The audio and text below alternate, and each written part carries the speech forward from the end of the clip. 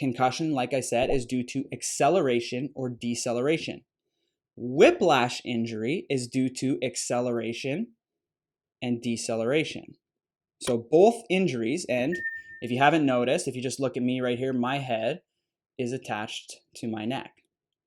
So if you have acceleration of the head and neck, or just the head, you cannot have acceleration of the head without acceleration of the neck. And actually, early animal studies found that if you were to completely stabilize the neck and make it rigid and not allow it to move at all, and you hit the animal, they usually do it with a pendulum weight. They swing a little weight down and hit them in the head.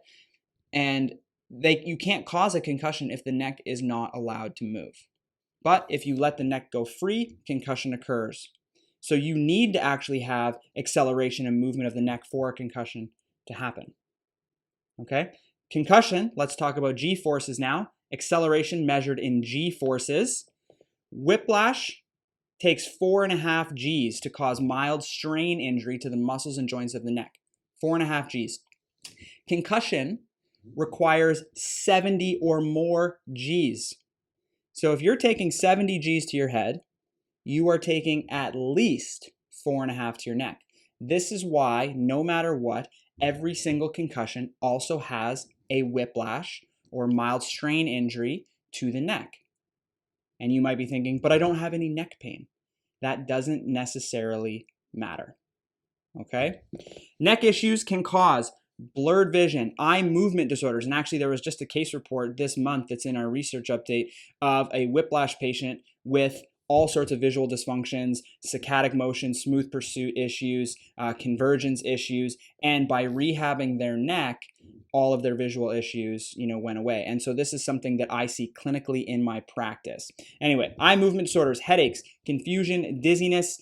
Literally, if you take the symptoms of concussion and put them side by side, you will not be able to tell the difference. And the same thing is, if you take concussion patient and a whiplash patient and put them side by side and ask them what their symptoms are, you will not be able to tell the difference.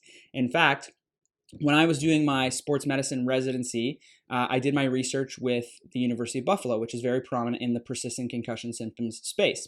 And we studied patients with chronic whiplash, patients with chronic concussion, and we gave them the same outcome measures to try and see how similar they were. And we could not find a significant difference between the two groups. The only thing that was different was if somebody hit their head, the primary physician diagnosed it as concussion. If somebody was in a car accident but didn't hit their head, they called it whiplash. The symptoms were identical, the mechanism was identical, and you don't have to hit your head for a concussion. So there's tremendous overlap in these two things. Okay?